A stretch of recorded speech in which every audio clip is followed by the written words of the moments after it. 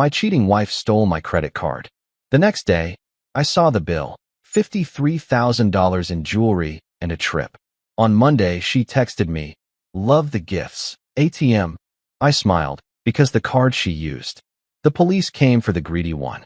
Look, I've had some pretty awful days in my 34 years on this godforsaken planet. There was that time in college when I realized I'd been studying for the wrong exam for 3 days straight. Then there was the day I found out my childhood dog had been sent to a farm when I was 8. Spoiler alert, there was no farm. But nothing, and I mean absolutely nothing, could have prepared me for the cosmic sucker punch that landed in my inbox on a random Tuesday afternoon while I was elbow deep in a clogged sink at the Henderson residence, wondering why people think it's totally normal to flush an entire rotisserie chicken down the toilet. My phone buzzed. I figured it was another spam call about my car's extended warranty. You know, for the 2003 Honda Civic I sold 6 years ago. But no, this was special. This was Bank of America, coming in hot with a fraud alert that made my heart do that thing where it forgets how to beat properly for a solid 10 seconds. You know that tiny heart attack you get when your card declines at Starbucks because you forgot you bought gas that morning? Yeah, multiply that feeling by approximately 53,000. Add a dash of pure existential dread, and you'll get somewhere close to what I experienced when I opened my credit card statement. $53,000. In one day? One single day. I had to read it 3 times because my brain literally refused to process that number. I make decent money as a plumber. Okay, a really good plumber who owns his own business. But I'm not exactly swimming in Scrooge McDuck money vaults. I'm more of a, hey, I can afford the good toilet paper and occasionally splurge on name-brand cereal kind of guy. So seeing a charge that could literally buy a decent used car, or pay for a semester at a state college, or fund a small yacht heist, was just a bit outside my normal spending patterns. But here's where it gets truly spectacular in the worst possible way. The charges weren't random. Oh no, that would have been too simple, too easy to dismiss as actual fraud from some hacker in Russia named Vladimir who really wanted to treat himself.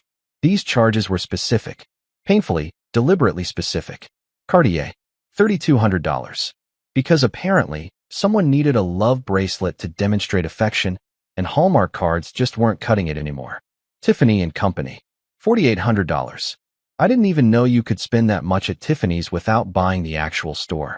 Le Spa Marseille, $1,800. For what? I can only assume. Was a massage performed by angels using oils blessed by the Pope himself. Air France. Round trip to Paris. First class, naturally, because why slum it in business when you're spending someone else's money? $23,000. I've flown to Paris exactly never in my entire life. But hey, at least someone was living their best Emily in Paris fantasy. Louis Vuitton. $9,000.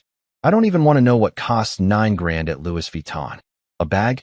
A very small, very pretentious bag that probably fits a single tube of lipstick and the shattered dreams of responsible financial planning? The list went on, and on, and on.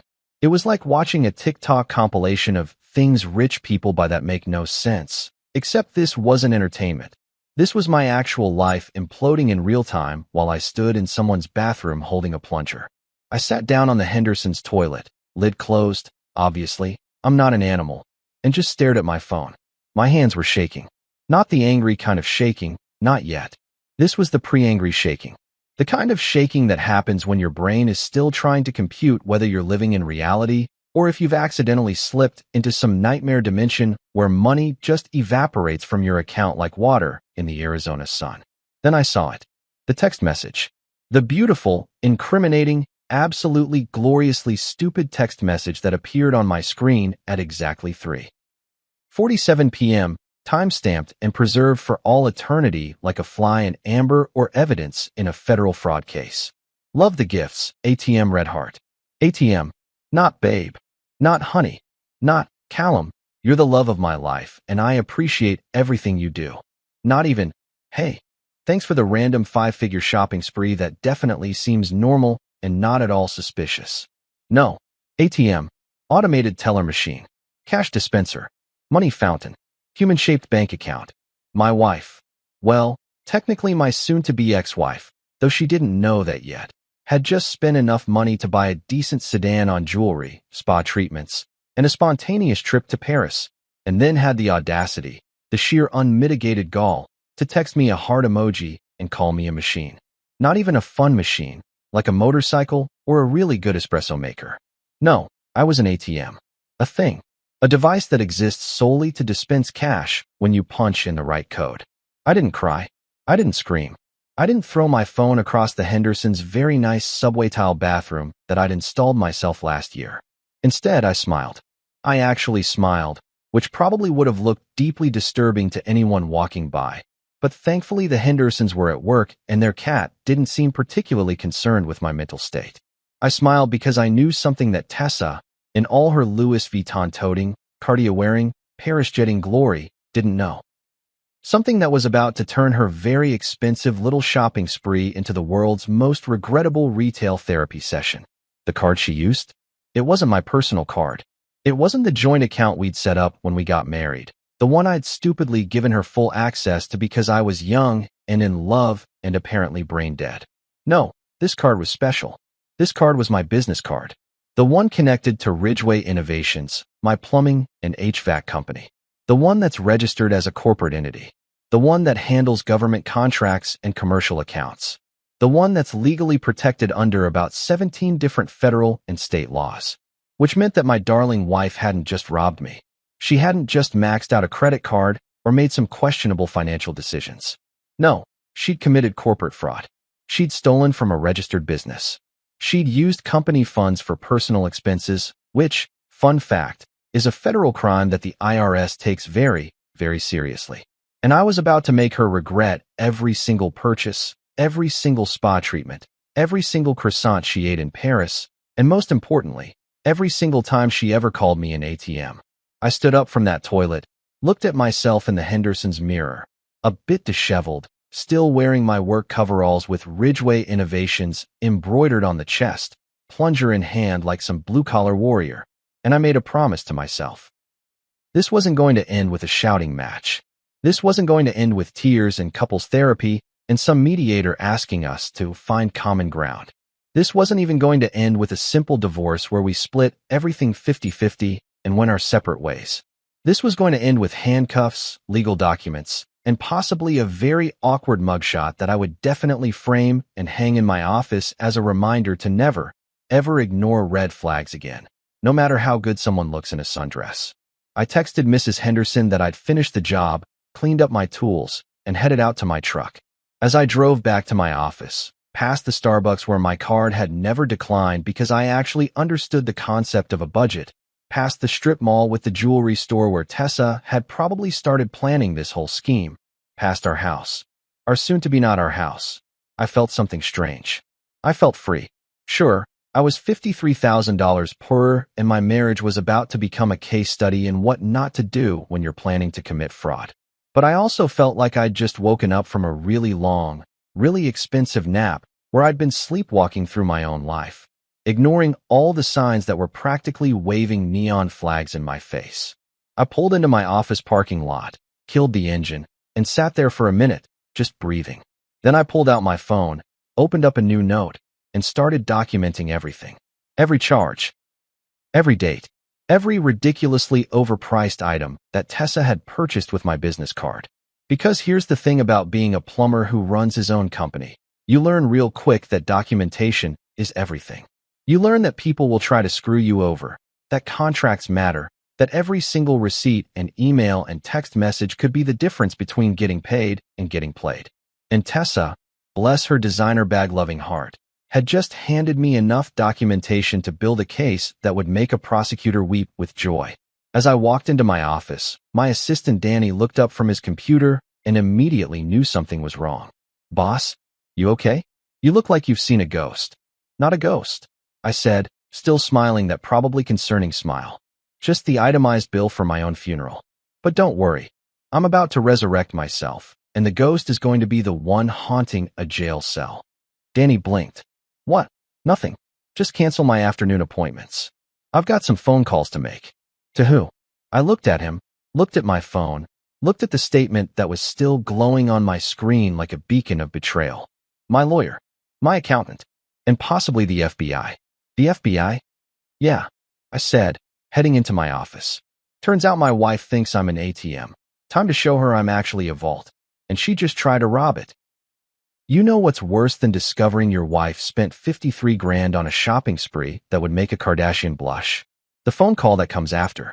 The one where she has the audacity, no, the sheer cosmic nerve, to act like you're the crazy one for being upset about it.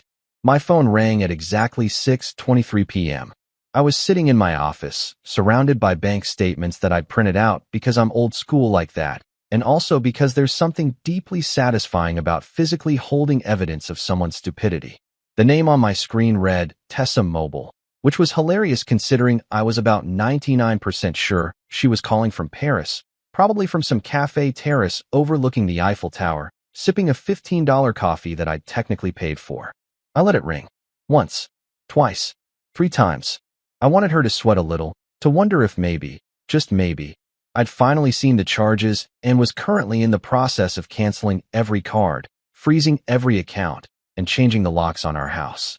Which, to be fair, was absolutely on my to-do list, right between call lawyer and figure out if you can divorce someone via text message. On the 4th ring, I answered. Callum Ridgway speaking. Professional. Cold. The voice I use when contractors try to lowball me on commercial jobs. Cal? Baby? Is that how you answer the phone now? Her voice was sickeningly sweet, like artificial sweetener that leaves a weird aftertaste. She was using the baby voice. The one she busted out when she wanted something, or when she'd done something spectacularly wrong and was hoping I wouldn't notice. Depends on who's calling, I said, leaning back in my chair. If it's my wife, yeah, that's how I answer. If it's a thief who stole my credit card information, I typically let it go to voicemail and forward everything to the police. There was a pause. A beautiful, pregnant pause where I could practically hear her brain scrambling to figure out if I was joking or if I'd actually grown a spine in the 6 hours since she'd sent that ATM text. Okay, wow, someone's in a mood, she said, adding a little laugh that sounded faker than a $3 bill. Look, I know the charges probably look a bit high. A bit high. I interrupted, and I could feel my blood pressure doing that thing where it decides to audition for a rocket launch. Tessa, you spent $53,000 in one day. That's not a bit high. That's a down payment on a house. That's a new truck. That's my quarterly estimated taxes that I now don't have because you decided to role-play as a trust fund kid in Paris. Okay, first of all, she said, and I could hear that edge creeping into her voice. The one that showed up whenever I dared to question her about anything. You're being dramatic. Second of all, you told me to treat myself. Remember? You said, Tessa, you work so hard. You deserve something nice. Those were your exact words. I sat up straight. I told you to treat yourself to a massage at that place on 5th Street that costs $80. Maybe get your nails done. I didn't tell you to bankrupt us and fly to a different continent. You said to spoil myself, she countered. And I swear I could hear her examining her new manicure through the phone. You didn't specify a price limit.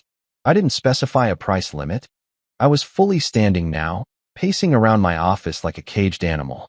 Tessa, no reasonable human being hears treat yourself and thinks, oh, he must mean I should buy out Cartier and take a spontaneous vacation to France. That's not how normal people interpret basic conversation. Well, maybe you should have been more clear, she said. And her voice had shifted from sweet to condescending in about 3 seconds flat. It was the tone she used when she talked to me in front of her friends, the one that made me sound like I was some kind of idiot who couldn't tie his own shoes without written instructions. I was about to respond with something incredibly articulate and cutting when I heard another voice in the background. A male voice. A voice I recognized immediately because I'd known it for 15 years, had stood next to it at my own wedding, had trusted it like family. Tessa, who's that? I asked, even though I already knew. Oh, Kyle's here, she said casually, like it was totally normal for her brother to be in Paris with her on a trip I didn't know about. He says hi. Kyle, my buddy, my former best friend, the guy who'd asked me to make him my best man because we were basically brothers. The same Kyle who'd married my wife's sister 2 years ago, officially making us actual brothers-in-law, which I'd thought was cool at the time, but was now realizing was probably just making family gatherings infinitely more complicated. Put him on, I said. Cal, that's not necessary. Put him on. There was some shuffling, some whispered conversation I couldn't quite make out, and then Kyle's voice came through the line, all fake cheerfulness and bro energy. Yo, Callum. Man, how's it going? How's it going? I repeated slowly. Kyle, are you seriously in Paris right now with my wife, while I'm here looking at a credit card bill that could fund a small military operation? Dude, relax, he said, and I could hear him moving to somewhere quieter, probably stepping away from Tessa. Look, she told me you guys had discussed this trip. Anniversary gift, or whatever. She said you couldn't make it because of work, so she asked if I wanted to tag along so she wouldn't be alone. Brotherly protection, you know? I'm just here making sure she's safe. Brotherly protection, I said flatly. In Paris, first class, with $3,200 worth of jewelry and a $9,000 handbag. Hey man, I don't know about all that, Kyle said, and his voice had taken on that defensive tone that people use when they know they're caught, but are still trying to play innocent. I'm just here for moral support. She's been through a lot, you know? With your dad passing and everything. She said you've been distant, stressed out. She needed a break. And there it was. The nuclear option. Bringing up my father's death. My dad had passed away 4 months ago. Heart attack, sudden, devastating. And I'd been handling it the way most men handle grief. By working 70-hour weeks and pretending I was fine while slowly dying inside. Tessa had been supportive, in the way that people are supportive when they're physically present but emotionally checked out. Bringing me casseroles I didn't eat, and saying things like, he's in a better place now, while scrolling through Instagram. So let me get this straight, I said, my voice dangerously calm. I've been grieving my father, working my ass off to keep our business afloat and our bills paid. And your solution, Tessa's solution, was to spend $53,000 and fly to Paris with her brother for moral support. When you say it like that, it sounds bad, Kyle admitted. That's because it is bad, Kyle. I exploded. It's not just bad, it's insane. It's fraud. She used my business card, do you understand that? Not our joint account, not my personal card, my business card. The one that's connected to my company. The one that handles commercial accounts and government contracts. She didn't just rob me. She committed corporate fraud. There was silence on the other end. Long, heavy silence that told me Kyle was finally understanding the magnitude of what Tessa had done. Oh, he said quietly. Oh shit. Yeah. Oh shit is right, I said. Put Tessa back on. More shuffling. Then Tessa's voice, sharper now, defensive. You're being ridiculous, Callum. You're not thinking straight. The grief, the stress. Maybe you told me I could use that card and you just don't remember. Have you considered that? I actually laughed. It wasn't a happy laugh. It was the kind of laugh that happens when someone says something so unbelievably stupid that your brain short-circuits and laughter is the only response it can produce. I don't remember, I repeated. Tessa, I'm a business owner. I handle 6-figure contracts. I manage a dozen employees. I coordinate with city inspectors and general contractors and commercial clients. But sure, yeah, maybe I just forgot that I told my wife she could take a $53,000 vacation to Paris using my business account. That makes total sense. The stress has been affecting you, she insisted. Kyle, back me up here. Tell him about the grief stress thing. Kyle cleared his throat. I mean, Cal, grief can make people forget stuff. I read an article about it. Maybe you did say something and just don't remember? It happens, man. I stared at my office wall, at the framed licenses and permits, at the photo of me and my dad at my business launch 5 years ago, both of us grinning like idiots because we'd actually done it, actually built something from nothing. My dad, who'd taught me everything about plumbing, about business, about being a man who keeps his word and doesn't take shit from anyone. And here I was, taking shit from my wife and her brother, who were currently tag-teaming me from another continent, trying to gaslight me into believing I'd authorized my own financial ruin. You know what? I said quietly. You're absolutely right. I must be confused. The grief, the stress, it's all making me crazy. So let me clear my head and call you back. See? I knew you'd understand, Tessa said, relief flooding her voice. We can talk about this when I get back. I'll be home in a few days, and we'll sort everything out. Love you, babe. I hung up before she could hear my response, which was probably for the best because what I wanted to say would have gotten me arrested in about 47 states. I sat down at my desk, stared at my phone, and muttered to myself, confused? Sure. Confused about why I married a gold-digging raccoon with Wi-Fi.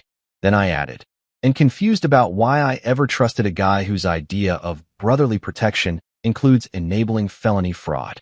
My office felt too small suddenly, too quiet. I could hear the clock ticking on the wall, the hum of the air conditioner, the distant sound of traffic outside. Normal sounds.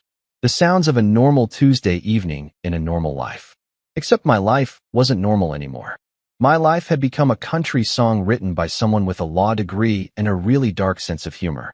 I pulled up my contacts, scrolled to my lawyer's number, and hit call. It rang twice before Tom answered. Callum? Everything okay? Tom, I said, how do you feel about working late tonight? Because I need to discuss something involving corporate fraud, international travel, and the fact that my wife thinks I'm an ATM with amnesia. There was a pause. Then Tom said, I'll put on coffee. Get over here. I grabbed my keys, took one last look at those bank statements, and headed for the door. The war had officially begun. You know that feeling when you're watching a horror movie and the main character walks into the obviously haunted basement, and you're screaming at the TV like, don't go down there, you absolute moron. Yeah, well, turns out I was that moron. Except my haunted basement was a marriage, and instead of ghosts, I got a wife who saw me as a walking, talking ATM with a pulse and a pension plan. Sitting in my truck outside Tom's office, waiting for him to finish brewing what he'd promised would be the strongest coffee known to man, I did something I should have done about 3 years ago. I actually thought about my marriage. Not the highlight reel version that I'd been telling myself, the one where Tessa and I were this perfect couple who'd overcome odds and built a life together. No, I thought about the actual, unfiltered, director's cut version with all the deleted scenes that my brain had been conveniently ignoring because acknowledging them would have meant admitting I'd made a catastrophically bad decision. Looking back, and I mean really looking back, without the rose-colored glasses that apparently cost me 53 grand, I should have known. There were signs. So many signs. Red flags waving so hard they could have powered a small wind farm. But did I pay attention? Did I trust my gut? Nope.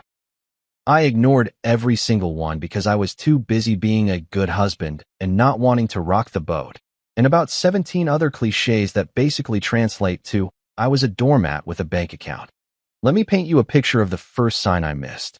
About 2 years ago, maybe a little less, Tessa accidentally locked me out of my own Netflix account. My account, the one I'd been paying for since Netflix was still mailing DVDs like it was the Stone Age. I came home from a particularly brutal job. Some restaurant's entire sewage system had backed up, and I'd spent 8 hours in literal shit, and all I wanted was to take a shower and zone out to some mindless action movie. But no, my password didn't work. The email had been changed. The recovery phone number had been changed. It was like my Netflix account had entered witness protection without telling me.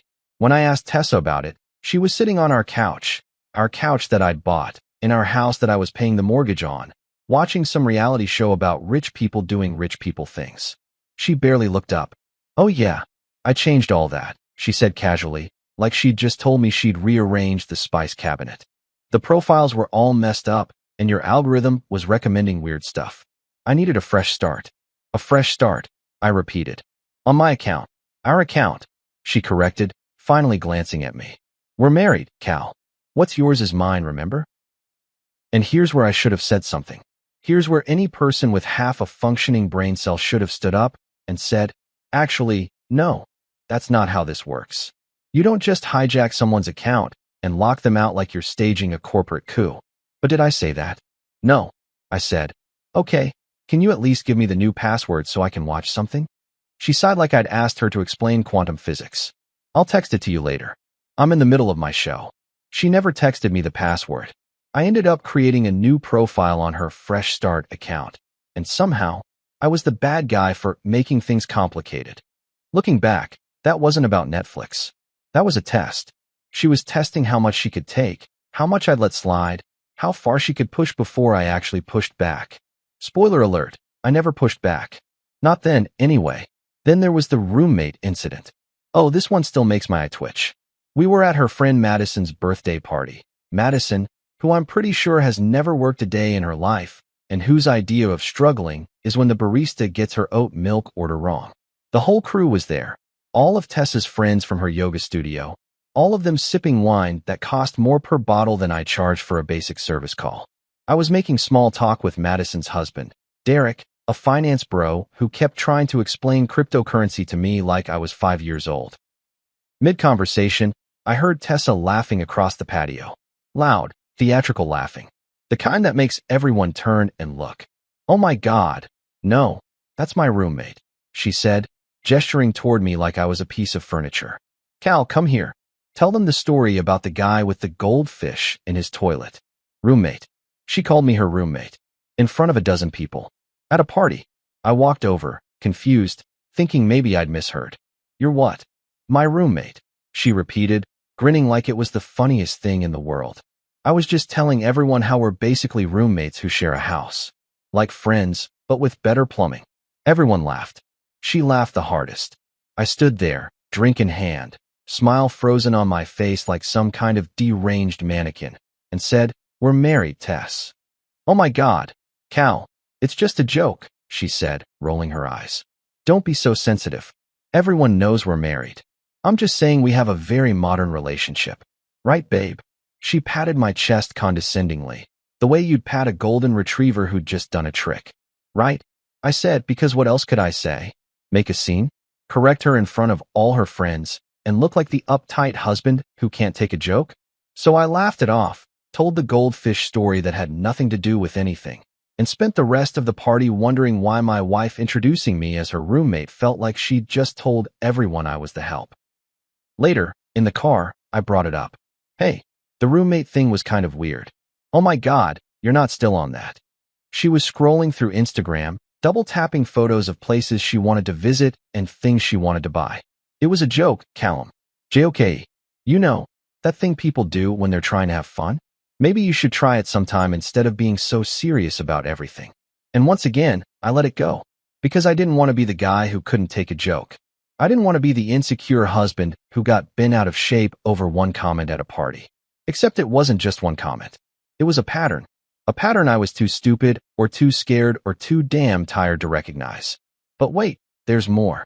As they say on those late-night infomercials that I'd become intimately familiar with because I was sleeping on the couch about half the time by year 3 of our marriage. Our 5th anniversary. 5 years of marriage, which according to every tradition known to man is supposed to be wood or silverware or some other symbolic thing that represents stability and growth. I'd booked us a weekend at this nice bed and breakfast about 2 hours upstate. Nothing crazy expensive. I'm not an idiot with money, despite what recent events might suggest, but nice. Romantic. The kind of place with a fireplace and complimentary wine and those little chocolates on the pillows that Tessa loved. I'd also bought her a necklace. Simple, elegant, not too expensive, but not cheap either.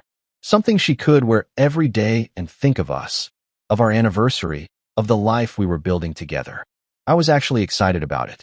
Like, genuinely happy to give it to her, which in hindsight is just depressing. We met at the house before driving up. I'd been working late finishing a commercial job, and she'd been at her yoga instructor training or lunch with friends or wherever she went during the days I was keeping our lives afloat. She walked in carrying a Tiffany's bag. A Tiffany's bag. That distinctive blue that's basically internationally recognized as someone just spent way too much money. "Hey babe," she said, kissing my cheek like nothing was unusual. "Ready to go?" I stared at the bag. "What's that?" "Oh, this." She pulled out a box. Opened it.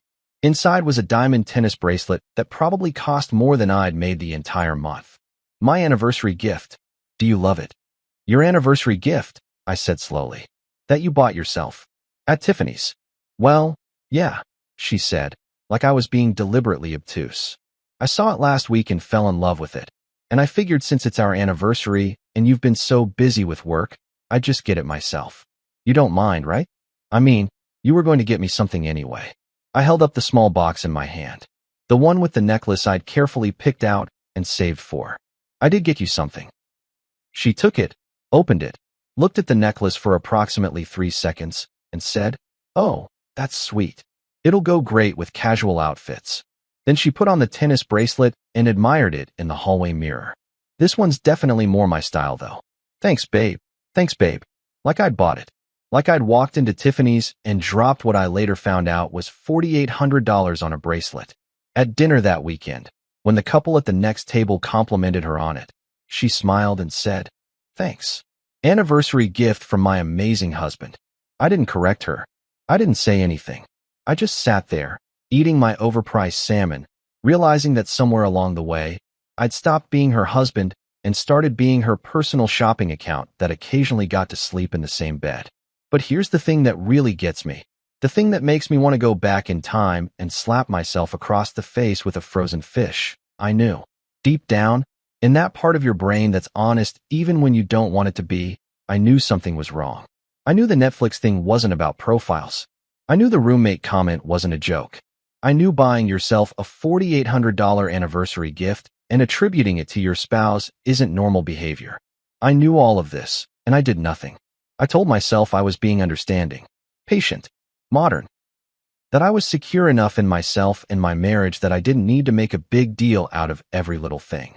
That Tessa was just being Tessa, and I'd known what I was getting into when I married her. Except I hadn't known. Or maybe I had known and just didn't want to admit it. Didn't want to admit that the woman I'd married didn't actually want a husband. She wanted a brand sponsor, a silent partner who funded her lifestyle and asked for nothing in return except the privilege of being called her husband at parties where she introduced me as her roommate. Tom knocked on my truck window, holding 2 mugs of coffee that looked strong enough to wake the dead. I got out, took one, and followed him inside. "You look like hell," he said. "I feel like I've been living in hell for 5 years and just now realized the thermostat was set to catastrophic divorce," I replied. He unlocked his office door. "Well, let's talk about how we're going to make sure she's the one who gets burned." I took a sip of coffee. It tasted like justice, if justice was incredibly bitter and probably going to give me heart palpitations. "Tom," I said, "let me tell you about all the signs I missed." Tom's office smelled like old law books, expensive leather, and the kind of desperation that only comes from lawyers who've seen everything and are still somehow surprised by human stupidity. He'd been my attorney for 7 years. Helped me incorporate the business, reviewed contracts, dealt with the occasional client who thought payment upon completion meant maybe I'll pay you never. Good guy, sharp as a tack. Also had a divorce about 3 years back that left him with what he called a finely tuned bullshit detector and trust issues that could fill a courtroom. We sat in his conference room, bank statements spread across the table like we were planning a heist instead of dealing with the aftermath of one. Tom had traded his coffee for whiskey about 20 minutes into my story, which I took as either a really bad sign or a really honest one. "Okay," he said, adjusting his glasses and peering at the statements. "Let me make sure I understand this correctly. Your wife spent $53,000 in one day, called you an ATM, is currently in Paris with her brother, and tried to convince you that you authorized all of this, but just don't remember because of grief-related memory loss." "That's the highlight reel, yeah," I said. "And you're sure this is your business card? Not your personal card, not a joint account?" "Positive. Look at the account number." I slid the statement closer to him and pointed. "That's the Ridgeway Innovations corporate account, the one we set up specifically for business expenses, vendor payments, equipment purchases, client entertainment within reasonable limits." Tom picked up the statement, held it up to the light like he was checking for counterfeit bills, and let out a low whistle. "Callum, do you understand what this means?" "It means I married a woman with champagne taste and a complete disregard for federal law. It means your wife didn't just steal from you," Tom said, setting down the statement. "She stole from a registered business entity, a company that handles government contracts. This isn't marital assets or community property or any of that gray area divorce stuff. This is corporate fraud. This is potentially wire fraud. This is the kind of thing that makes IRS agents wake up in the middle of the night smiling." I leaned back in my chair, letting that sink in. Part of me, the part that had married Tessa, that had loved her, that had believed we were building something together, felt sick. The other part, the part that was tired of being treated like a human credit card with feelings, felt something else entirely. Something that tasted a lot like vindication. "So what do we do?" I asked. "First, we document everything," Tom said, pulling out a legal pad. "And I mean everything. Every charge, every text message, every conversation. Then we get copies of your corporate registration, your articles of incorporation, proof that this is a legitimate business account with federal contracts. After that," he paused, looking at me seriously. After that, you need to decide how far you want to take this. What do you mean? I mean, Tom said slowly, that if we report this, if we go the criminal route, Tessa could be facing serious charges. Federal charges. This isn't a slap on the wrist and community service. This is potential prison time. So you need to ask yourself, do you want your pound of flesh, or do you want to destroy her completely? I thought about that. Really thought about it. About the Netflix account and the roommate comment and the anniversary bracelet. About every time she'd made me feel small or stupid, or like I was lucky she'd chosen me instead of someone better. About that text message, love the gifts, ATM. I want her to understand that actions have consequences, I said finally. I want her to know that you can't just use people and expect them to smile and take it. I stopped, trying to find the right words. I want justice, whatever that looks like. Tom nodded. Then let's build a case that would make a prosecutor weep with joy. We worked for 3 hours. Tom took notes while I went through my phone, my emails, my files. Every interaction with Tessa over the past 6 months, laid out in chronological order. Every time she'd asked for access to accounts. Every time I'd said no, and she'd found a way anyway. And that's when I found it.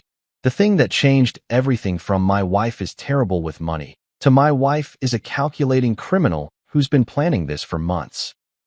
I was scrolling through my emails, looking for anything relevant, when I found a folder I didn't recognize.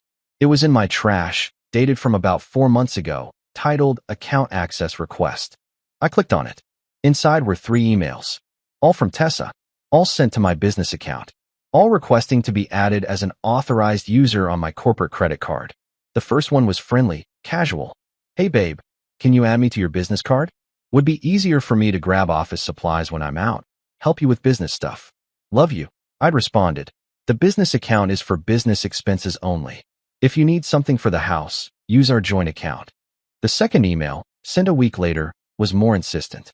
Cal, seriously, it would just be easier. I'm trying to help. Why are you being difficult about this? My response, not being difficult. That account is for Ridgeway Innovations expenses only. Company policy. The third email was from 2 weeks after that. Subject line, fine. Just one word. Fine. I felt my stomach drop. Tom, look at this. He came around the desk, read over my shoulder. She asked for access. Multiple times. You said no. She did it anyway. But how? I asked. I never gave her authorization. I never added her to the account. How did she get the card? Tom sat down, drummed his fingers on the desk. Does she have access to your office? Your files. She's been to the office, I said slowly. She brought me lunch a few times. Picked me up when my truck was in the shop. Then it hit me. The filing cabinet. I keep the business cards in my filing cabinet. There's a spare in there in case mine gets damaged or lost. Was the filing cabinet locked? I closed my eyes. No. I mean, who locks filing cabinets in their own office? It's not like I thought someone was going to break in and steal my backup credit card to fund a trip to Paris. So she took the spare card, Tom said, activated it somehow, and has been using it without your knowledge. But the statements, I protested. I review the statements every month. I would have noticed charges before this. Tom picked up the bank statement again, flipped to the second page. Callum, when did you last review your business account statement? I thought about it. End of last month. Everything looked normal. And before that, the month before, I guess. I usually check them when they come in. Look at the address for the statements, Tom said, pointing. I looked. The mailing address wasn't my office. It wasn't even my home address. It was a P.O. box I didn't recognize. What the hell? I grabbed my laptop, logged into my business banking account. Sure enough, the mailing address had been changed 3 months ago. The email address for electronic statements had been changed too, to an email I'd never seen before. She rerouted your statements, Tom said quietly. She's been using the card for at least 3 months, probably longer, keeping the charges small enough that you wouldn't notice on a quick account balance check. Then she went big with the Paris trip. I scrolled through the transaction history, my hands shaking. 3 months of charges. Not all huge, but consistent. $300 here for a restaurant. $500 there for a spa day. $800 for a designer bag. She'd been careful, strategic, spacing them out so they didn't trigger fraud alerts, keeping them under the radar. Until Paris.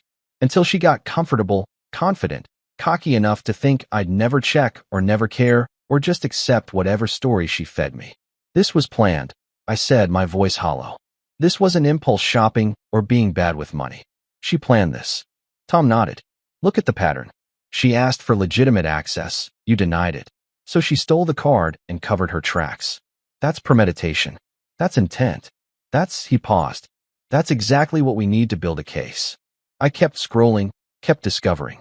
There were charges at restaurants I'd never been to, stores I'd never shopped at, services I'd never used. All of them in our city, all of them while I was at work, probably while I was up to my elbows in someone's broken pipes thinking my wife was at home, or at yoga, or doing literally anything except systematically robbing my business. Then I saw something that made my blood run cold. A charge from 2 months ago. $1,200 to a law office I didn't recognize. I clicked on it, did a quick Google search. Baxter and Associates. Family law. Tom leaned in. She consulted a divorce attorney. Using your business card. She paid for divorce consultation with my own money, I said slowly. To figure out how to divorce me and take more of my money. The irony is almost beautiful, Tom said. In a completely horrifying way. I closed my laptop before I threw it across the room. What else? What else am I going to find? A charge to a hitman? A payment to make me disappear? Let's not get dramatic, Tom said, but he didn't sound entirely convinced I was joking. I stood up, started pacing. 3 months, Tom. She's been stealing from my business for 3 months. While I was working 60-hour weeks trying to keep us afloat. While I was grieving my dad. While I was being the responsible one, the boring one. The one who paid the bills and kept the lights on and apparently funded my own wife's exit strategy. Sit down, Tom said firmly. Sit down and breathe. Getting angry doesn't help us right now. What helps us is using this anger productively. I sat, breathed.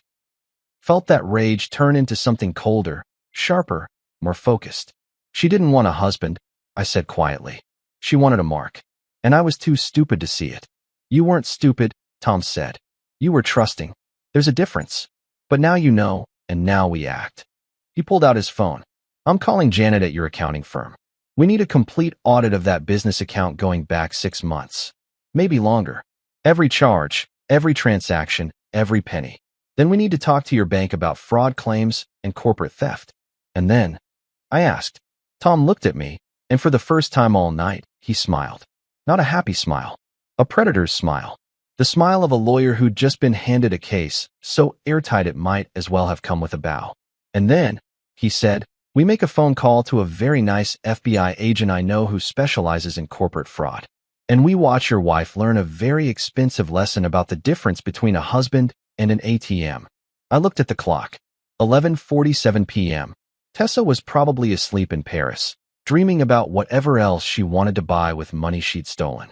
Make the calls, I said. All of them. Tom raised his whiskey glass. To justice. I clinked my coffee mug against it. To watching someone finally get exactly what they deserve. I didn't sleep that night. Not a wink. Not even one of those half-sleep situations where you're technically unconscious, but your brain is still running like a hamster on a wheel made of anxiety and rage. I lay in bed. Well, technically the guest room bed, because sleeping in the bed I'd shared with Tessa felt like some kind of crime scene I shouldn't contaminate, staring at the ceiling, watching shadows move across the popcorn texture that I'd always meant to scrape off but never got around to, thinking about absolutely everything and nothing all at once. By the time my alarm went off at 5:30 a.m., I was already in the shower. Not just any shower, a full production shower. The kind where you actually scrub instead of just standing under the water questioning your life choices. I shaved. Not the lazy, good enough shave I'd been doing for the past few months, but an actual proper shave with shaving cream and aftershave and everything.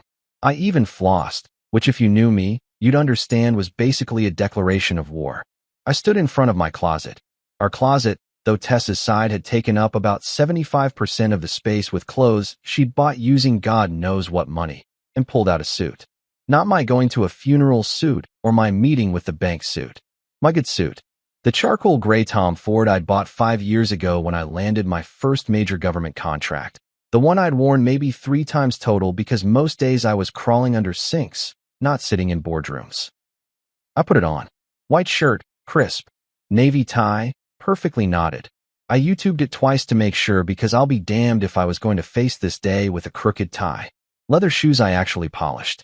Even put on the watch my dad gave me when I started the business. The one I'd stopped wearing because Tessa said it looked dated compared to the Apple Watch she'd wanted me to get. I looked at myself in the mirror. Really looked. And for the first time in what felt like years, I didn't see the guy who apologized for existing, who made himself smaller so his wife could feel bigger, who worked himself to death and accepted ATM as a term of endearment.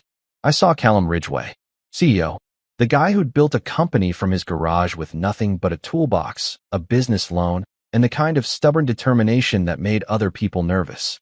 The guy who'd negotiated contracts with general contractors who tried to lowball him and walked away with deals that made his competitors wonder what kind of magic he was working. The guy who'd turned a one-man plumbing operation into a company with 15 employees, 3 trucks, and contracts with the city, the county, and 2 federal buildings. That guy had been on vacation for about 3 years, apparently taking an extended sabbatical while his wife robbed him blind. But he was back now, and he was pissed. I grabbed my keys, my wallet, my phone, and the folder Tom had prepared last night. A beautiful collection of evidence that would make any prosecutor's heart sing, and headed out. I didn't eat breakfast. Didn't grab coffee. I was running on pure adrenaline and the kind of righteous anger that probably could have powered a small city. I got to the office at 6:45 a.m. Early enough that the parking lot was empty except for Danny's car. My assistant lived on coffee and arrived before God every morning, but late enough that I looked purposeful instead of unhinged. I sat in my truck for a minute, took a breath, and sent a text to my management team. Emergency meeting. Conference room. 8 a.m. Mandatory. Then I walked into my building. My building. The one with Ridgway Innovations on the sign out front. The one I'd sweated and bled for. The one that represented every late night, every skipped meal, every time I'd chosen work over sleep because I was building something that mattered.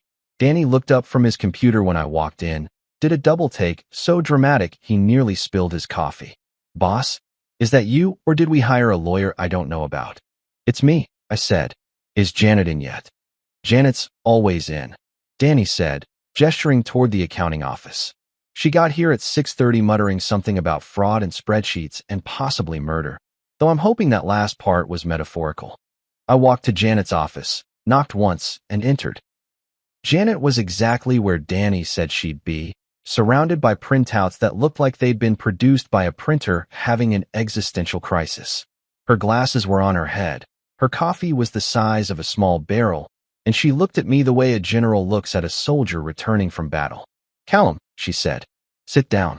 We need to talk. I sat. She pushed a spreadsheet across her desk. It was color-coded, highlighted, and annotated with Janet's trademark precision that bordered on obsessive. I ran the audit you requested. Went back 6 months like Tom suggested. Want to know what I found? Hit me. Your wife has been systematically stealing from your business account for exactly 5 months and 12 days, Janet said, her voice flat. Total amount stolen, $87,432. I felt like I'd been punched. 87,000. 87,000, Janet confirmed. The Paris trip was just the grand finale. She's been running smaller charges for months. Restaurants, spas, shopping, and she flipped to another page. 3 payments to Baxter and Associates, a divorce attorney, consultation, retainer, and what appears to be payment for document preparation. She paid for her divorce lawyer with my business money, I said slowly. She paid for everything with your business money, Janet said. Callum, this isn't just theft. This is calculated, premeditated fraud. She changed your mailing address. She rerouted your email statements. She spaced out the charges to avoid triggering automatic fraud alerts. This woman isn't just bad with money. She's a criminal with a financial plan. I stared at the spreadsheet, at all those numbers, all those charges, all that money that could have gone to employee bonuses or new equipment or literally anything except funding my own wife's lifestyle and divorce preparation. What else? I asked, because at this point, I might as well hear it all. Janet pulled out another sheet. I found charges to a storage unit facility. Monthly payments for the past 4 months. I called them, claimed I was confirming account information. The unit's under her name, paid through your business account. A storage unit, I repeated. What's she storing? I don't know, But people don't rent storage units for fun, Janet said. My guess? She's been moving assets. Things she wants to keep in the divorce. Probably things she claimed were lost or broken or donated. I thought about the guest room, about how some of my stuff had been accidentally thrown out during her spring cleaning last year, about how family photos had disappeared because they didn't match the aesthetic she was going for, about how my dad's old toolbox, the one he'd given me when I started apprenticing, had vanished, and when I asked about it, Tessa said she thought I'd taken it to the office. She's been preparing to leave me for months, I said. While I was working, grieving, trying to keep everything together, she was planning her exit strategy and billing it to my company. Yep, Janet said. She wasn't one for sympathy or sugarcoating. It was one of the things I appreciated about her. So what are you going to do about it? I stood up, straightened my tie, and felt something click into place. Something cold and focused and absolutely done with being walked on. I'm going to do what I should have done 3 years ago, I said. I'm going to stop being the nice guy, the understanding husband, the guy who doesn't rock the boat because he's afraid of making waves. I'm going to be Callum Ridgway, CEO of Ridgway Innovations, and I'm going to make her regret every single dollar she stole. Janet smiled. It wasn't a warm smile. It was the smile of an accountant who'd just been authorized to weaponize spreadsheets. Need any help? I need you to prepare a complete financial breakdown for the lawyers. Every charge, every theft, every fraudulent transaction. Make it so detailed that a jury could follow it with their eyes closed. And then, I paused. Freeze the card. All of them. Business and personal. Everything. Already done, Janet said. Tom called me at midnight. The moment you gave the word, I locked down every account connected to your name. Tessa's currently in Paris with a wallet full of cards that won't work. I felt a smile spreading across my face. And she doesn't know yet. Not unless she's tried to use one this morning, Janet confirmed. And when she does try, she's going to get a very polite message that says, card declined. Please contact your bank. And when she contacts the bank, they're going to tell her that the account holder has reported suspicious activity and all cards have been frozen pending investigation.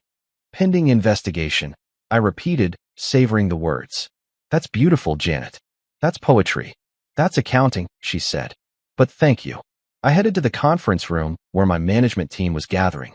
Marcus, my operations manager. Sarah, who handled HR. Pete, my lead plumber, and the guy who'd been with me since the beginning. Danny, who'd already spread the word that something big was happening, judging by the nervous energy in the room.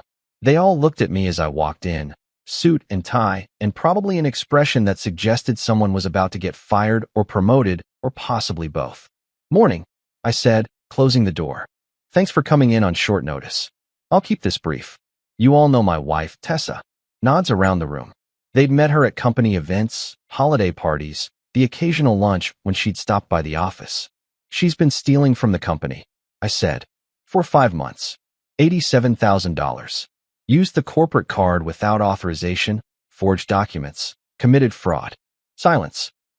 The kind of silence that happens when someone drops a bomb in the middle of a Tuesday morning meeting. Holy shit, Pete said finally. Holy shit is right, I agreed. I'm telling you this because you deserve to know. This is your company too.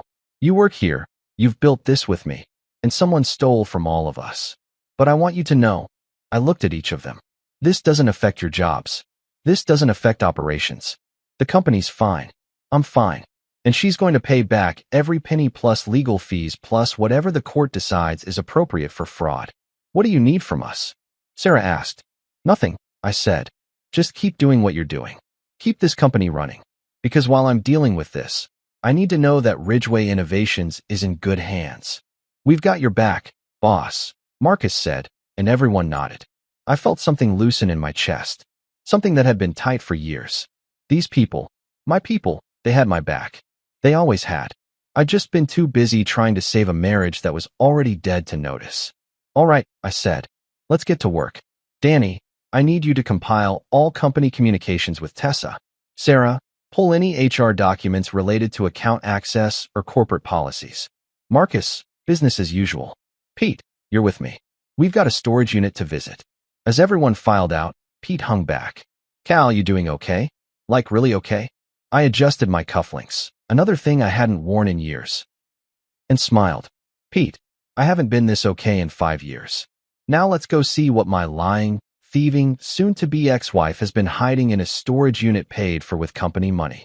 This is either going to be really satisfying or really depressing, Pete said. Either way, I replied. It's going to be really expensive for her. The storage facility was one of those places that exists in every American city, but nobody really thinks about unless they're hiding something, moving, or in my case, about to discover just how deeply they've been screwed over. It was called Secure Space Storage, which was ironic considering nothing about my marriage had been secure for apparently half a decade, and it sat between a Dollar General and a car wash that looked like it hadn't washed a car since the Clinton administration. Pete and I pulled up in my truck at around 10 a.m. I called ahead, explained I was the person paying for Unit 247, gave them my business card information that matched their records, and asked if I could access it. The manager, a guy named Rick who sounded like he'd seen every episode of every crime show ever made and was deeply disappointed that his life wasn't more exciting, said sure, as long as I had ID and could prove I was paying the bills. You think she's got, like, bodies in there? Pete asked as we walked toward the main office. At this point, I wouldn't be surprised if she had my dignity packed in a box labeled stuff Cal won't miss, I said. Rick turned out to be exactly what he sounded like. Mid-50s, cargo shorts despite it being November, and a ring of keys that could have unlocked a medieval castle. He looked at my ID, looked at me, looked at his computer, and nodded. Unit 247. Been paid up for 4 months. You're Mr. Ridgway. That's me. And you didn't know about this unit? Not until yesterday, I said. Rick made a face that suggested he'd seen this movie before and knew how it ended. Yeah, we get that a lot. Divorces, mostly. People hiding stuff. Had a guy last year whose wife stored his entire comic book collection and tried to sell it on eBay. Vintage Superman first editions. Worth like 200 grand. Did he get them back? Pete asked. Nope. She sold them before he found out. Judge said it was community property. Rick shrugged. Marriage is a scam, boys. I've been divorced 3 times. I know what I'm talking about. Inspiring, I said. Can we see the unit? Rick led us through a maze of orange doors, each one presumably hiding someone's secrets, failed businesses, or in one memorable case we passed, what appeared to be an entire inflatable Christmas decoration collection that had escaped from someone's garage. We stopped at Unit 247. Here you go, Rick said, unlocking the padlock. Want me to stick around? Nah, we're good, I said. Holler if you find anything crazy. I've got coffee in the office and nothing better to do. He wandered off, keys jangling. I looked at Pete. Pete looked at me. Then I grabbed the handle and rolled up the door. Oh, Pete said. Oh, wow. The unit wasn't full, but it wasn't empty either. It was organized. Meticulously organized. Like someone had watched a YouTube video on how to store your stolen property like a professional criminal and taken notes. There were boxes. Labeled boxes. I walked over to the first one and read the label written in Tessa's handwriting. Kitchen. High value. I opened it. Inside was our wedding china. The set my grandmother had given us. The set Tessa had told me she'd accidentally broken and donated the remaining pieces because it was too painful to keep reminders of the broken ones. There it was. All of it. Not a single piece broken. She told me these were gone, I said quietly. Pete opened another box. Cal, this one says electronics. Inside were 2 laptops, an iPad, my dad's old camera that I'd been looking for since he died, and a watch I'd inherited from my uncle. All things Tessa had claimed were lost, stolen, or accidentally thrown out. I moved to the next stack. Collectibles. I opened it and found my baseball card collection from when I was a kid. The one my mom had saved. The one that had a rookie Mickey Mantle card worth about 15 grand on its own. The collection Tessa said had been ruined in a basement flood last year. There was no flood. There was never a flood. She'd just taken it and stored it here, probably planning to sell it all off after the divorce, and claim she'd never seen it. This is premeditated, Pete said, looking around. This isn't just stealing. This is like Ocean's 11 level planning. I kept opening boxes. Photo albums, family photos she'd said didn't fit the aesthetic. My dad's toolbox, the one she claimed I'd taken to work. Jewelry that had belonged to my mother. Documents, titles, records. Everything valuable, everything sentimental, everything that was mine that she could get her hands on. Carefully packed and labeled and hidden away like treasure she was planning to claim after she'd successfully erased me from my own life. In the corner was a filing box. I opened it and found folders. Lots of folders. I pulled one out labeled Financial Planning. Inside were printed bank statements. My bank statements. Going back 2 years. Highlighted sections showing deposits, account balances, asset values. There were notes in the margins in her handwriting. Life insurance policy, $500K. Business valuation, approximately $2 million. Real estate equity, $340K. She'd been calculating my net worth, planning her take. There was even a folder labeled Post-Divorce Budget, with spreadsheets showing her projected lifestyle after she'd taken half of everything. But that wasn't the worst part. The worst part was the folder labeled Power of Attorney Strategy. I opened it and felt my blood run cold. Inside were printed articles about elder care, cognitive decline, and how to obtain power of attorney for a spouse experiencing mental health issues. There were notes about my grief after my dad's death, observations about my stress levels and memory problems, a draft document giving Tessa full power of attorney over my personal and business affairs, with a note that said, target date, Christmas 2024. Pete, I said, my voice shaking. She wasn't just planning to rob me. She was planning to have me declared incompetent. She was going to take over everything. Pete looked at the documents over my shoulder and went pale. Holy hell, Cal. She was going to have you committed or something. Not committed, just declared unable to manage my own affairs due to grief and stress. Then she'd have full control of everything. My business, my accounts, my property. Everything. I kept reading. There were emails to her divorce lawyer discussing the strategy, correspondence with a therapist about documenting my concerning behavior. All of it fake, all of it planned, all of it designed to paint me as someone who couldn't be trusted with his own life. I sat down on a box, trying to process what I was looking at. This wasn't just theft. This wasn't just fraud. This was a complete dismantling of my entire existence, planned and executed with the precision of a military operation. She was going to erase me, I said quietly. Take everything I'd built, everything I'd inherited, everything that mattered, and make it hers. And I would have been powerless to stop it because legally, I'd have been declared incompetent to manage my own affairs. Pete pulled out his phone. I'm calling Tom, and maybe the cops, and possibly the FBI. This is beyond divorce lawyer territory. This is criminal conspiracy. I stood up, looked around at all the boxes, all the evidence, all the proof of just how thoroughly I'd been played. Take pictures, I said. Everything. Every box, every document, every label. Then call Tom. Tell him we need to meet. Today. Now. I pulled out my own phone. And then we're going to make sure Tessa's Paris vacation ends with a very different kind of French experience. The kind that involves extradition hearings and international fraud charges. You're scary when you're angry, Pete said, snapping photos. I'm not angry anymore, I said, and I meant it. The anger had burned away, leaving something colder and sharper behind. I'm just done being the punchline to someone else's joke.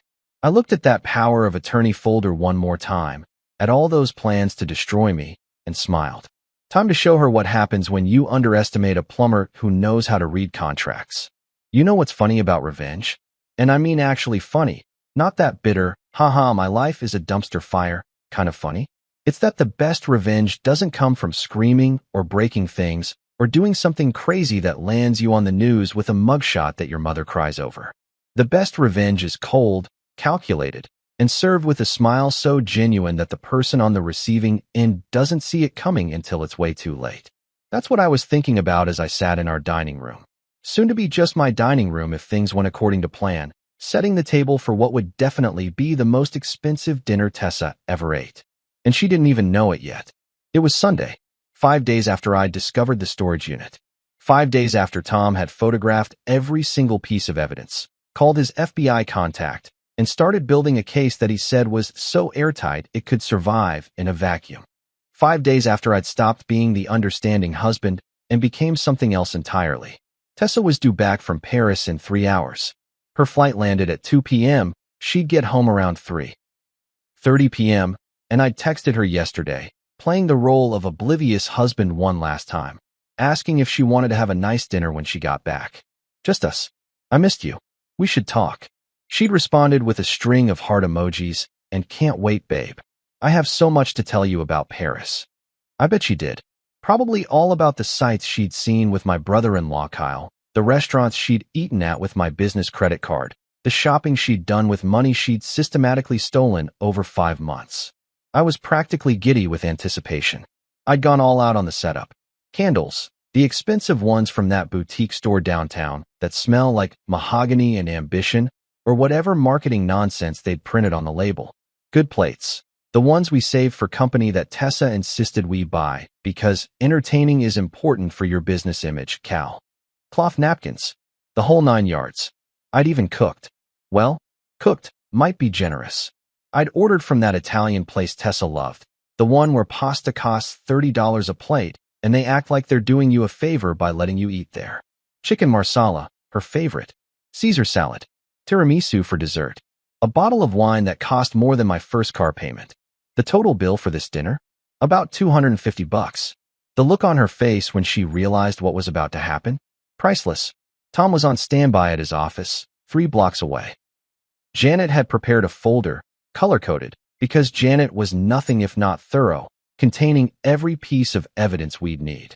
The FBI contact Tom had mentioned turned out to be a woman named Special Agent Rebecca Martinez, who'd reviewed our case and used words like textbook fraud and slam-dunk prosecution, with the kind of enthusiasm usually reserved for people watching their favorite sports team win a championship. I'd even invited someone else to this little dinner party, though Tessa didn't know it yet. Tom would be making a special appearance right around dessert time. Call it a surprise guest. Call it the entertainment portion of the evening. Call it whatever you want. I was calling it justice with a side of schadenfreude. I heard her car pull into the driveway at exactly 3:37 p.m. 7 minutes late, which was actually early for Tessa. I heard the trunk open. She'd probably bought half of Paris and was about to drag it all inside like some kind of luxury refugee. I heard her keys in the door. Then I heard her voice, bright and cheerful and completely unaware that her entire world was about to implode. Cal? Babe? I'm home. I walked into the foyer. She was standing there surrounded by shopping bags, Louis Vuitton, Hermes, Chanel, all the brands I couldn't spell 6 months ago, but could now identify on sight because I'd been reviewing fraudulent charges for days. She was wearing the Cartier necklace I'd technically paid for. Her hair was done. Her makeup was perfect. She looked like $1 million, which was ironic, considering she'd stolen about 1/10 of that from me. Hey, I said, opening my arms for a hug. She practically bounced over, threw her arms around me, and kissed my cheek. I missed you so much, she said. And if I didn't know better, I might have actually believed her. Paris was incredible. I took so many pictures. And Kyle says hi. He felt so bad that you couldn't come, but I told him you understood that work comes first. Work does come first, I agreed, smiling. How was the flight? Long, exhausting. First class is nice, but it's still like 10 hours in a plane, you know? She looked toward the dining room. Oh my God, did you cook? Are those candles? Cal, this is so sweet. Figured we should celebrate your return, I said. Plus, we should talk. You know, about us. About the future. Something flickered across her face. Just for a second. A flash of something that might have been concern or calculation, or maybe just gas from all those French pastries. But then it was gone, replaced by that smile she'd perfected. The one that had convinced me 4 years ago that she actually loved me instead of just loving my bank account. I'd love that, she said. Let me just freshen up real quick. Be down in 10. Take your time, I said. I'll pour the wine. She headed upstairs with her bags, and I went to the kitchen, poured 2 glasses of wine, and added Tom's number to my recent calls list. 1 text, and he'd be here in 5 minutes. I was saving that text for the perfect moment. Tessa came back down wearing a dress I didn't recognize, probably new, probably expensive, probably purchased with my money, and sat down at the table like she was settling in for a romantic evening instead of walking into an ambush. This looks amazing, she said, taking a sip of wine. You ordered from Marcello's? Your favorite, I confirmed, sitting across from her. Only the best for my wife. We ate. We made small talk. She told me about Paris, the museums, the architecture, the cafe where she and Kyle had breakfast every morning. She showed me pictures on her phone, all of them carefully curated to look like a wholesome brother-sister trip and definitely not like a fraudulent vacation funded by corporate theft. I nodded, smiled. asked questions, played the part of the loving husband who was just happy to have her home. And all the while, I was watching her, really watching her, looking for signs of guilt, nervousness, awareness that something was wrong. But there was nothing. She was completely comfortable, completely confident, completely convinced that she'd gotten away with it. That's when I knew it was time. Tessa, I said, setting down my fork. I got you something. Her eyes lit up. Really? Cal, you didn't have to. Oh, but I did, I interrupted, pulling out the folder Janet had prepared. It was wrapped in a red ribbon, because I have a sense of humor about these things. Consider it a welcome home gift. She took the folder, looking confused but still smiling. What is this? Open it, I said, sitting back with my wine. I think you'll find it very interesting. She untied the ribbon, opened the folder, and I watched her face go through about 17 different emotions in the span of 5 seconds. Confusion, recognition, shock, fear, and finally, that calculating look I'd seen so many times but had always written off as her thinking face. Inside the folder was everything. Bank statements with her charges highlighted, screenshots of the emails where she'd asked for card access, photos from the storage unit, copies of the power of attorney documents, the divorce lawyer payments, the storage unit rental receipts, all of it, organized chronologically, annotated with dates and amounts, presented like the prosecution exhibit it was about to become. What is this? She asked, her voice suddenly much smaller. That, I said calmly, is a comprehensive breakdown of every dollar you've stolen from me over the past 5 months. $87,432, to be exact, plus interest, plus legal fees, plus whatever penalty the federal court decides is appropriate for corporate fraud. Her face went white, actually white, like someone had hit a switch and drained all the blood from her head. Cal, I can explain. Can you? I leaned forward. Can you explain the storage unit full of property you told me was lost, or broken, or donated? Can you explain paying your divorce lawyer with my business credit card? Can you explain the power of attorney scheme where you were planning to have me declared incompetent so you could take over everything I'd built? I don't. I wasn't. She was stammering now, and it was beautiful. You're misunderstanding. Those documents, they're not what they look like. They're exactly what they look like, I said. You've been systematically robbing me for months, Tessa, planning to divorce me, take everything, and leave me with nothing. The only problem, and this is really the kicker, is that you used my business card to do it. My corporate card, from my registered company that handles government contracts. I took a sip of wine, savored it, let the moment breathe. That's not marital assets, sweetheart. That's federal fraud, wire fraud, corporate theft, and about 6 other charges that Special Agent Martinez from the FBI is very excited to discuss with you. The FBI? Her voice cracked. Cal, you can't. You wouldn't. Oh, but I already did, I said. See, the thing about being married to a plumber is that you forget plumbers are actually really good at following pipes, tracing things back to their source, finding leaks. And you, my dear Tessa, have been leaking my money for 5 months straight. She stood up, knocking her chair back. You set me up? You invited me to dinner just to ambush me. I invited you to dinner to give you one last free meal, I corrected. Seems only fair.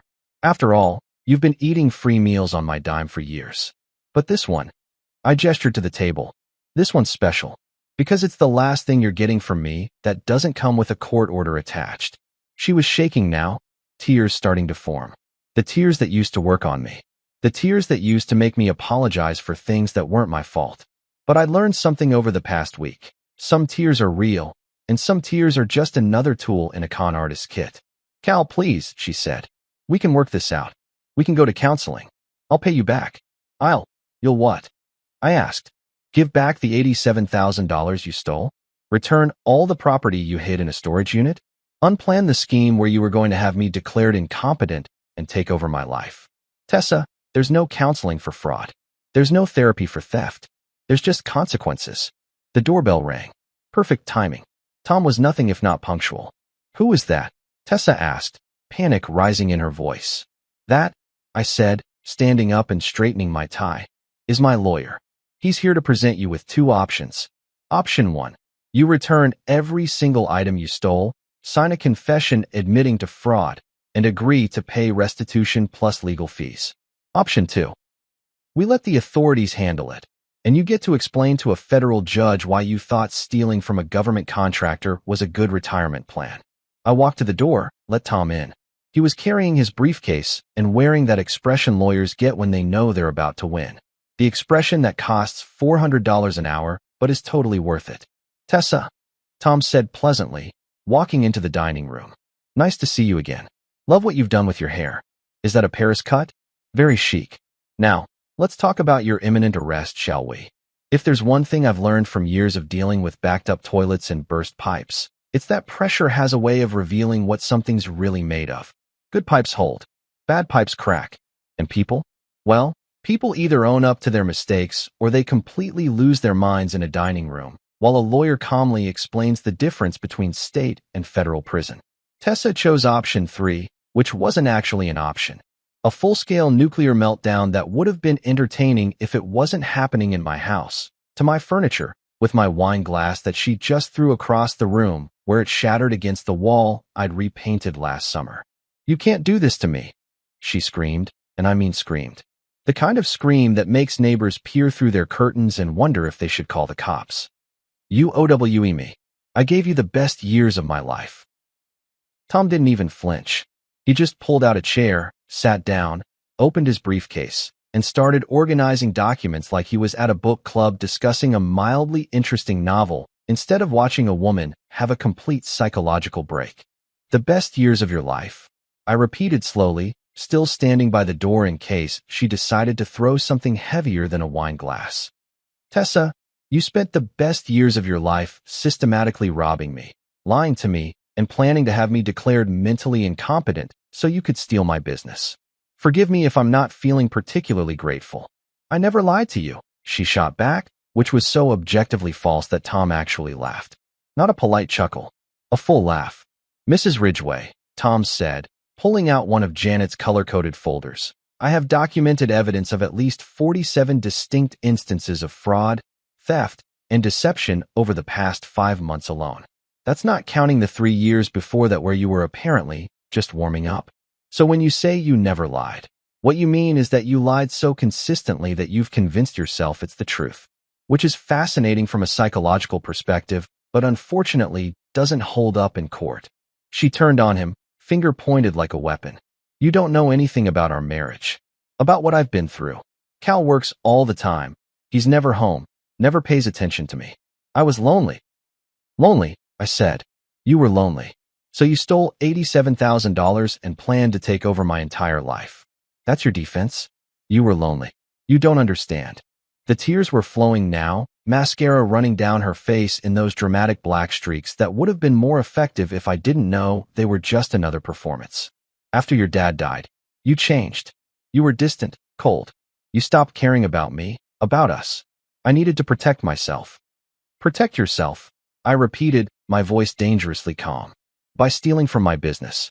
By hiding my family heirlooms in a storage unit. By consulting divorce lawyers on my dime. By literally planning to have me declared incompetent so you could take everything I'd built. That's not protecting yourself, Tessa. That's premeditated theft. That's fraud. I looked at Tom. What's the legal term?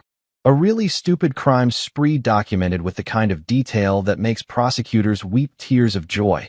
Tom supplied helpfully. "Also, several felonies. At least 6 that I can prove, probably more once the FBI finishes their investigation." "The FBI," Tessa whispered, and for a moment she looked like she might actually faint. She grabbed the back of a chair to steady herself. "Cal, you called the FBI on your own wife." "I called the FBI on a criminal who happens to be my wife," I corrected.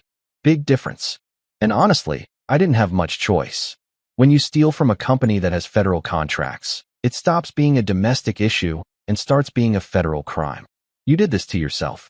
She stared at me, and I could see her brain working overtime, trying to find an angle, a way out, something she could say or do that would make this all go away. It was the same look she'd had when I'd caught her in smaller lies over the years. The "which story will work here" look that I'd been too stupid or too tired or too in love to recognize for what it was. "You have plenty of money," she said finally, switching tactics. "You don't even notice what's missing. The business is doing fine, The house is paid off. You have savings. Why are you being so petty about this? And there it was. The thing that had been bothering me, lurking under the surface of all of this. The fundamental disconnect between how she saw the world and how actual human beings with functioning moral compasses saw the world. Petty, I said softly. You think this is about the money? Of course it's about the money, she snapped. What else would it be about? I walked over to the table, picked up the folder with the power of attorney documents, and held it up. It's about this. It's about you planning to erase me. To take everything I am, everything I've built, everything my dad taught me and helped me create, and make it yours. It's about you looking at me not as a human being, not as your husband, not as someone you supposedly loved, but as an ATM, a thing, a resource to be exploited and discarded when you'd extracted everything of value. I set the folder down. You didn't just steal my money, Tessa. You tried to steal my life. And you did it with such cold, calculated precision that you documented every step. You made spreadsheets. You took notes. You built a timeline. You treated destroying me like a project, like something to check off a to-do list between yoga and brunch. She opened her mouth, closed it, opened it again. No words came out. Maybe because there were no words that could possibly justify what she'd done. Or maybe because she was finally realizing that the charming smile and the fake tears weren't going to work this time. Tom cleared his throat. Mrs. Ridgway, I'm going to explain your situation very clearly, because I think there's been a fundamental misunderstanding about the severity of what you've done. You didn't just max out a credit card. You committed corporate fraud against a registered business entity. You used false pretenses to obtain and use a corporate credit card. You concealed your activities by redirecting statements and communications. You removed and concealed corporate assets. Yes, the items in the storage unit count as corporate assets because they were purchased or inherited by the primary shareholder. And you developed a scheme to obtain power of attorney through fraudulent means, which is elder abuse even though your husband isn't elderly, because the intent was to exploit perceived cognitive decline. He paused, letting that sink in. Any one of these would be serious. All of them together? You're looking at 5 to 10 years in federal prison. Possibly more if the prosecutor decides to make an example of you. 5 to 10 years. Tessa's voice was barely a whisper now. That's insane. I didn't hurt anyone. I just spent some money. Some money, I said. $87,000. That you didn't earn. That you stole. From a company that employs 15 people whose livelihoods depend on that money being used for legitimate business purposes instead of funding your Paris vacation and shopping sprees. I pulled out my phone, opened up a photo. You remember Danny? My assistant. Kid's 23, working his way through night school, wants to be an engineer. His Christmas bonus this year was going to be $5,000. You know what it's going to be now? Nothing. Because that money went to your Hermes bag collection instead. I swiped to another photo. Marcus, my operations manager. His daughter has a college fund I've been contributing to. That contribution? Gone. Because you needed a spa day that cost $1,800. I swiped again. Pete, my lead plumber. The guy who's been with me since day one. I was going to give him a raise this quarter. 3%. It's not much, but it's something. Except now I can't. Because I'm spending that money on lawyers and accountants and trying to recover from the financial damage you caused. Tessa was crying in earnest now. Ugly crying. The kind where snot gets involved and your face turns blotchy. But I was past the point of caring. Past the point of sympathy. Past the point of being the nice guy who smoothed things over and made excuses for bad behavior. You didn't just hurt me. I continued. You hurt everyone who depends on my business. Everyone who trusted me to run this company responsibly. Everyone who believes that when you work hard and play by the rules, things will be okay. And you did it all without a second thought because in your world, only you matter. Only your wants, your needs, your lifestyle, your comfort. Tom stood up, placed a document on the table. This is a confession. It details every fraudulent charge, every theft, every deceptive act. If you sign it and agree to return all stolen property and pay full restitution plus legal fees and damages, we'll keep this civil. You'll still face consequences, but they'll be financial rather than criminal. If you refuse, he placed another document next to it. This is the complaint we'll file with the FBI and federal prosecutors. Your choice. Tessa looked at both documents like they were written in a language she didn't understand. What about Kyle? She asked suddenly. He was there? He benefited from the trip, doesn't he? Kyle's already given a statement. Tom interrupted. Turns out when faced with potential charges as an accessory to fraud, your brother had a sudden attack of honesty. He claims you told him the trip was authorized and that Callum knew about it. He's willing to testify to that effect, which means you're on your own. He threw me under the bus, she said, sounding genuinely shocked. Technically, you threw yourself under the bus, I corrected. Kyle just declined to jump under there with you. Can't say I blame him. She looked at me, really looked at me, and I think for the first time in our entire marriage, she actually saw me. Not as an ATM or a meal ticket or a convenient resource, but as a person she'd wronged, a person who was done. I never wanted it to be like this, she said quietly. Then you should have made different choices, I replied. You had every opportunity to be honest, to be a partner, to build something together instead of plotting to tear it apart. But you chose this. Every step of the way, you chose this. So now you get to live with the consequences. Tom pushed the confession toward her. Sign it, Mrs. Ridgway, because the alternative is a lot worse. She picked up the pen with a shaking hand. For a moment, I thought she might refuse, might throw one last tantrum, might try one more manipulation. But she didn't. She just signed her name, slowly, each letter looking like it physically hurt to write. There, she said, dropping the pen. Happy now. I picked up the document, looked at her signature, and felt absolutely nothing. No triumph, no satisfaction, no victory. Just tired. Bone-deep tired from years of being with someone who'd never actually seen me as human. No, I said honestly. But I'm getting there. The next 72 hours were a blur of lawyers, police reports, and watching Tessa experience what I can only describe as the world's most expensive reality check. She screamed, cried, begged, threatened, and finally, shut up and did what she was told. Every luxury item got returned. The Cartier bracelet, the Louis Vuitton bags, even the perfume from Paris, which honestly surprised me because I figured she'd at least try to keep the toiletries. But nope. Tom had been thorough in his documentation, and Tessa's lawyer, a different one this time, since she'd fired Baxter and Associates after realizing they'd kept records of everything, advised her that cooperation was her only shot at avoiding prison time. The storage unit got emptied. My grandmother's china came home. My dad's toolbox sat on my desk where it belonged. The baseball card collection went into a safe deposit box because I wasn't taking any more chances with people who thought, till death do us part, meant, till I successfully rob you blind. Then came the morning I'd been simultaneously dreading and anticipating. Tuesday, 9 a.m. 2 police officers showed up at our house. My house, really, since Tessa had moved into her mother's place after signing the confession. I'd called them, told them everything, handed over the evidence. They were polite, professional, asked questions, took notes, and then said the magic words, "We'll need her to come to the station." I called Tessa, told her the police wanted to talk to her. She asked if I'd be there. No, I said, this is between you and the consequences of your actions. She was arrested that afternoon. Fraud, theft, identity misuse. They read her rights in her mother's driveway while neighbors watched and probably wondered what happened to that nice young couple who used to live on Maple Street. 6 months later, I was living in a downtown apartment with floor-to-ceiling windows overlooking the city, sipping coffee that didn't taste like resentment and regret. The divorce was finalized. The fraud case was closed. Tessa got probation, community service, and a criminal record that would follow her around like a very expensive shadow. She'd been quiet since the sentencing. No calls, no texts, no dramatic attempts at reconciliation. Last I heard through the grapevine, Kyle's wife, who'd apologized about 50 times for her brother's role in everything.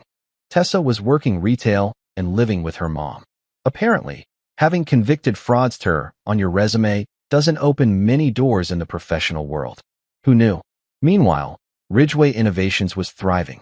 I'd promoted Danny, given Marcus that raise he deserved, and taken Pete out for the steak dinner I'd promised him after the storage unit discovery. The employees got their Christmas bonuses. The company got new equipment. And I got therapy, because turns out being married to a criminal takes a toll on your mental health. I'd even started dating again.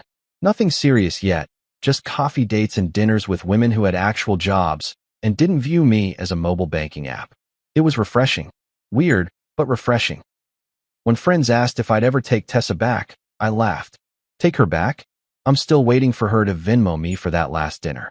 Some nights, I stood at my apartment window, looking out at the city lights, and thought about everything that had happened. The theft, the lies, the betrayal. But mostly, I thought about the lesson: never ignore red flags, especially if they're wearing Gucci. And always keep your business and personal cards separate. I raised my coffee mug to my reflection. Here's to the greedy ones who teach us what we're really worth. Turns out, I was worth a hell of a lot more than an ATM.